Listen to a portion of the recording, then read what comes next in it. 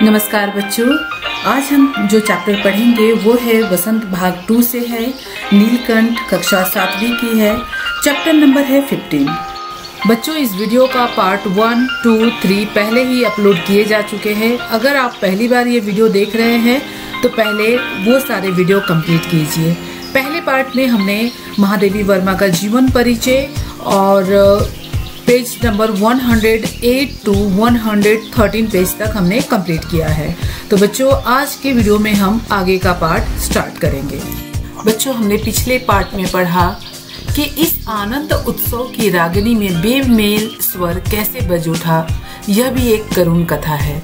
तो बच्चों, इस करुण कथा के बारे में इस पार्ट में हम लोग पढ़ेंगे कि राधा और नीलकंठ बहुत ही प्रेम से रहते थे। दोनों एक दूसरे की परछाई के तरह रहते थे। जैसे जिस प्रकार से श्री कृष्ण के पीछे पीछे राधा रहती थी, उसी प्रकार से नीलकंठ के पीछे ये राधा भी रहती थी।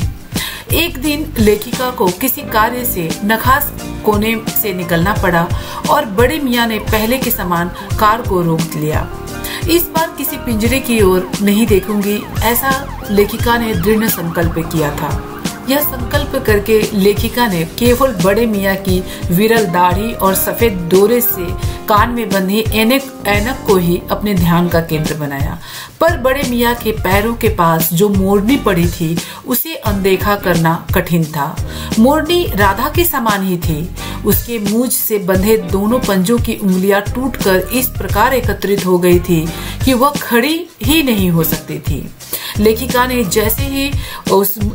की नजर जैसे ही उस मोरनी पर पड़ी, लेखिका अपने आप को रोक नहीं पाई और उसने बड़े मियाँ से उसके बारे में पूछा कि बड़े मियाँ के भाषण में फिर से दौड़ने लगी। देखिए गुरुजी, कमबख्त चिड़ीमार ने बेचारी का क्या हाल किया है। ऐसे कभी चिड़िया पकड़ी जाती है क्या? आप न आई होती तो मैं उसी के सिर पर इसे पटक देता। पर आपसे भी यह अधमरी मोरनी ले जाने को कैसे कहूँ। सारांश यह है कि 7 रुपये देकर मैं उसे अगली सीट पर रखवाकर घर ले आई।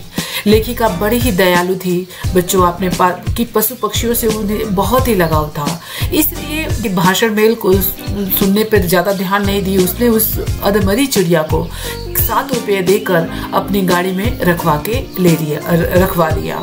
बच्चों, हम सभी भी जब भी कुछ सामान खरीदने जाते हैं तो हम हमेशा यही कोशिश करते हैं कि वो सही सलामत हो। पशु पक्षी भी खरीदते हैं तो हम अधमरी अपने घर पे नहीं लाते। हम इस प्रकार सोचते हैं कि वो अच्छे कंडीशन में हो तभी घर पे लाते हैं।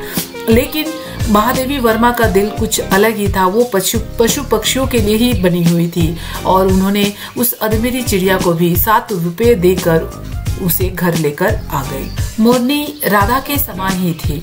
उसकी मूंछ से बंधे दोनों पंजों की उंगलियां टूटकर इस प्रकार एकत्रित हो गई थी कि वो खड़ी भी नहीं हो सकती थी। इसलिए लेखिका ने उसे अपने ही कमरे में रखा, जैसे नीलकंठ और राधा को रखा था। क्योंकि उसकी कंडीशन ऐसी थी कि जाली घर में रख दिया जाए तो उसे बाकी के पशु पक्षी नहीं छोड़ते। और एक बार फिर लेखिका के पढ़ने लिखने का कमरा अस्पताल बना। पंजों की मरहम पट्टी और देखभाल करने पर वह महीने भर में अच्छी हो गई। उंगलियां वैसी ही टेढ़ी मेढ़ी रही, परंतु ठूठ जैसे पंजों पर वो डगमगाती हुई चलने लगी। तब उसे जाली घर में पहुंचाया गया और उसका नाम रखा गया कुब्जा। नाम के अनुरूप नीलकंठ वो स्वभाव से भी कुब्जा ही प्रमाणित हुई। अब तक नीलकंठ और राधा साथ रहते थे। अब कुब्जा उन्हें साथ देखते ही मारने को दौड़ती। चोंच से मार मार कर उसने राधा की कलगी नोच डाली, पंख नोच डाले।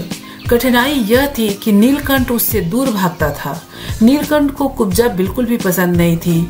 नीलकंठ कुब्जा से हमेशा दूर भागता रहता था और कुब्जा हमेशा प्रयास करती नीलकंठ के पास रहने को, और वह उसके साथ रहना चाहती थी। न किसी जीव जंतु से उसकी मित्रता थी। कुब्जा को किसी से भी, बच्चों, कुब्जा की मित्रता किसी से भी नहीं थी। न वह किसी को नीलकंठ के समीप आने देना चाहती थी। उसी बीच उसने राधा के 2 अंडे भी तोड़ दिए, जिनको वो पंखों में छिपाए बैठी रहती थी। पता चलते ही कुब्जा ने चोंच मार मार कर राधा को ढकेल दिया और फिर उसके अंडे भी ठूठ जैसे पैरों से उसने सब अंडे को फोड़कर छितरा दिया चारों तरफ। इस कलह कोलाहल से और उससे भी अधिक राधा की दूरी से बेचारे नीलकंठ की प्रसन्नता का अंत हो गया। कई बार वह जाली के घर से निकल भागा। एक बार कई दिन भूखा प्यासा आम की शाखाओं में छिपा बैठा रहा, जहां से बहुत पुचकार कर लेखिका ने उसे उतारा। एक बार लेखिका की खिड़की के शेड पर छिपा रहा। मैंने दाना देने जाने पर वह सदा की भांति पंखों को मंडलाकार बनाकर खड़ा हो जाता था, पर उसकी चाल में थकावट और आंखों में एक शून्यता रहती थी। अपनी अनुभवहीनता के कारण बच्चों, लेखिका यहाँ पर अपने आप को अनुभवहीनता बता रही है, क्योंकि लेखिका यह अनुभव ही नहीं कर सकी कि पशु पक्षियों के अंदर भी ऐसी भावनाएं रहती है।